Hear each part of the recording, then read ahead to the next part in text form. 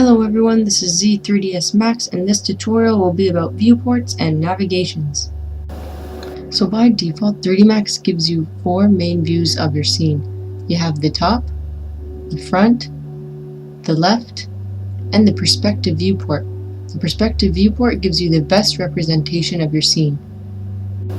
To activate a viewport, simply click on an empty space in the viewport, just like that. You can move around in the viewport as well by holding on the scroll button and dragging.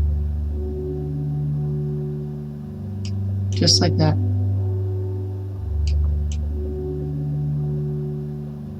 However, in the perspective viewport, you can also maneuver the screen by holding on Alt and the scroll button. So I can rotate around my object just like that. Now, on each viewport, there's a plus sign. The plus sign is the General Viewport Label menu. It provides options for overall viewport display or activation. It also gives you access to the viewport configuration dialog box. By clicking on Perspective, you can change the views as shown. They also display the short keys right beside them. So you could also have an orthographic view.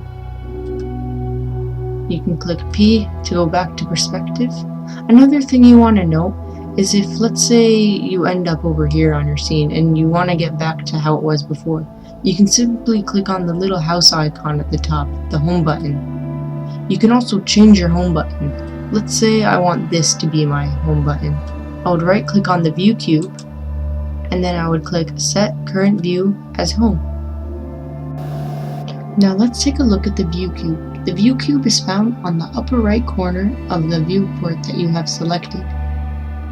By clicking on it and holding on it, you can rotate around your object as shown. You can also click on the faces of the cube, such as top.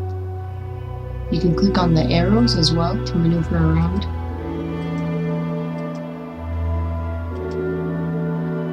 You can also use the arrows at the top to rotate around the top view.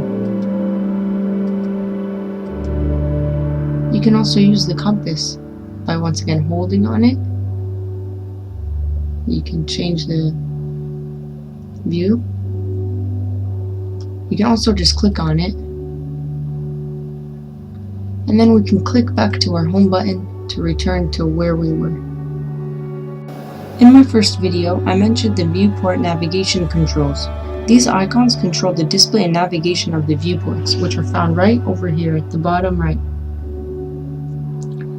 There's a zoom key over here.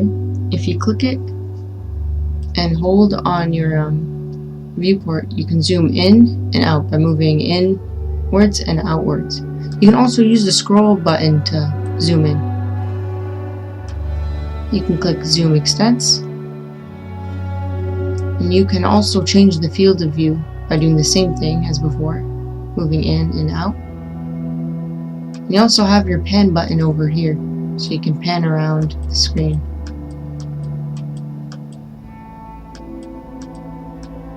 You could also pan around by just holding on the scroll button.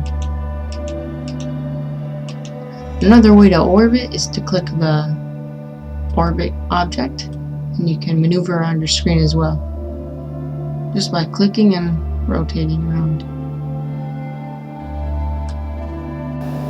By right-clicking on the screen, you can deselect the orbit or whatever you have chosen to navigate around your scene. Viewports can display your scene objects in a few ways. If you click the viewport's name, you can switch that panel to any other viewport angle or point of view.